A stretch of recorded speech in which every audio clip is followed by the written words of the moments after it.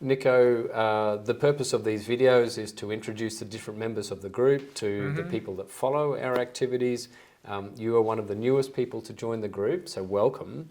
Thank you very much. But compared to other people that have joined the group before, you're a bit different because you and I have worked together before. Yes, yeah. So why don't you go back in time to the UK and Imperial College and explain how we first worked together. Okay, so the first time we met, it was actually in 2016, if I remember correctly. 2016, January 2016, when I did my PhD in January 2016. And then at that time, I remember exactly, I was looking for a supervisor who was doing a membrane research. And I couldn't go into one research group. And then it was quite difficult at that time because I got the scholarship from the department. That's right. And then in that research group, there was already one guy who got the scholarship. That's right. And there was a limit on how many PhD students that can go in one research group.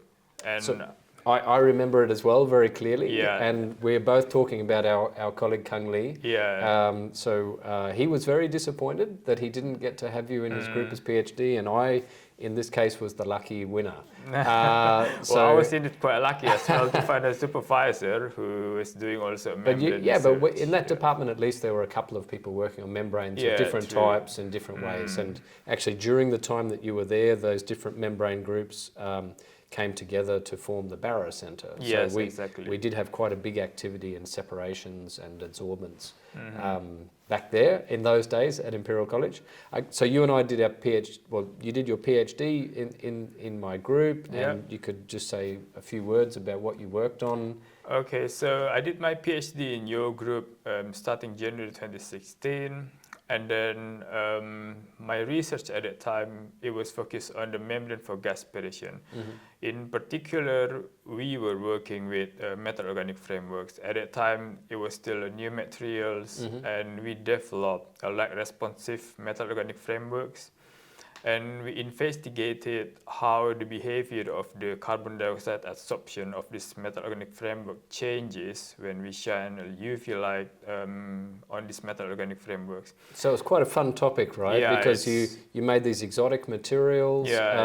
But I also found it quite an interesting topic because you cannot go to a laboratory equipment supplier and just buy the membrane separation testing equipment for photoresponsive membranes. It doesn't exist. So you also had to design and construct and instrument and operate a completely new piece of equipment. True. So it was actually quite an exciting journey, actually. We designed our new membrane testing cell with the UV light inside there. And which was also only just possible at that time because you had the availability of these high power UV LEDs, right? Previously you would have had to have some external light source coming into the cell. So you were also taking advantage of development in LEDs as well at the time. So and also I think another milestone in our project is that we do not only use this metal organic framework as a UV light responsive materials, but also we use it as a filler in a mixed matrix membrane. We form a composite membranes, and then we prove it that we actually could use these materials to improve the carbon dioxide separation performance of the membrane, which is another step of this project. True. So some wonderful publications. You did very well. We did very well. Wrote some good papers there, so I'm very proud of your work. So your journey continued, right? You did a postdoc with Kang, Professor Kang Lee, there at Imperial, and then you became a Humboldtian. So that's a really great achievement. Can you explain what that was and what that meant? So after I finished my PhD, you're right that I joined the Professor Kang Lee's group. At that time, I developed a little bit more about metal organic frameworks. I developed my research in the liquid separation, in adsorption in particular. And then after that, after 2 years, then I moved to Germany then I became a Humboldtian, and I become now, because I'm still a Humboldtian. Einmal Humboldtian, immer Humboldtian. So once you become a Humboldtian, you're a Humboldtian for life. Yes, so that's a great, and to full transparency, I'm also a Humboldtian, and it's something I'm very, very proud of, and it's a wonderful foundation based in Germany that supports research in Germany and outside Germany.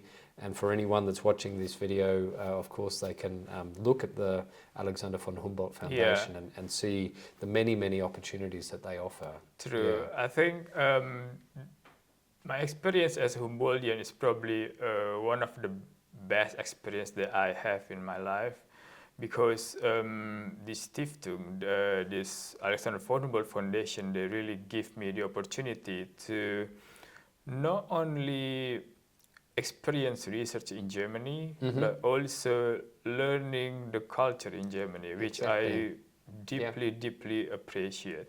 So thanks also from this foundation, now I can speak a little bit German. Oh, your German is very good, actually. Yeah. So it's not, what I appreciate about this fellowship is not just that you go to the institute and do your research, but you go also to learn about the culture of the Germany. You learn about the people, you know, how they live and how they behave. And for me, this is actually quite exciting opportunity. Fantastic. And just very briefly, the institute that you worked in and the work that you did? So the institute is called Institute of Functional Interfaces, and the head or the director of the institute is Professor Christoph Wuhl.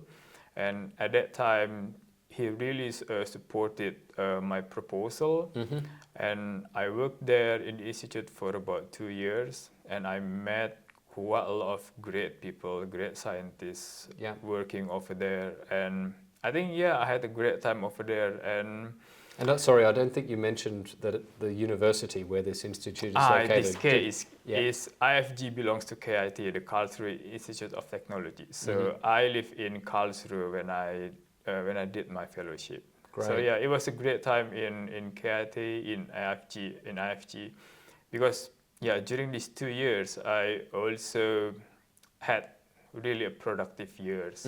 So because we could publish quite a few scientific papers which are very good. Super. And I mean, for people watching these videos, they're all around the world. KIT is one of the top technical universities in Germany and in Europe, and really a very special place to work, because the Institute of Professor Wuhl is also part of the Helmholtz Association funded part of the university. So not only are you Humboldtian, but you worked in the framework of the Helmholtz Association and the very large-scale research that they do. And I know this very well because I know Professor Wuhl, and we had a tiny bit of overlap, I think, because I worked in a different Institute for Mikroverfahrenstechnik or Institute for Microprocess Engineering, also at KIT. So we have almost out of step but parallel pathways. Imperial College London, KIT, and now here we are. And now I work for you in the University of Luxembourg. Right? So I'm thrilled to have you back in the group. You have a very senior position in the group now. You're the senior postdoc, like the deputy director of the group, and you will take on a lot of responsibility for research projects, your own projects, and helping to supervise other projects, and directing a lot of the activities in the lab. So how have you found it so far? You've been here for less than 1 month. What's it like? So talking about Luxembourg in general, Luxembourg is quite interesting place. It has the German vibe in the society, but the people are just a little bit more relaxed than the German people in general. So that's why I find... It's a cultural observation. That's why I find this country is quite interesting. And last but not least, I'm looking forward to work with you to work in this hydrogen-focused project. Because I believe that this is the right step to transform the green economy, to the green economy. So quite excited to a lot of projects that we're going to do together in this Yeah, group. I'm super excited for the years ahead as well, and mostly just very pleased that you accepted the offer to come and to work here and to be involved with the group again. I don't think it'll be forever, because I've watched your career very closely, and I think you're on a very steep trajectory to great things. Yeah, hopefully. So I hope you come in and do some good work and then just jet off to even bigger and better things. Yeah. But for this moment, for this point in time, super happy to have you here. Thanks for telling us about your background and the pathway that we've had together, and a bit about your research. Thanks very much. Thank you very much for that. Yeah.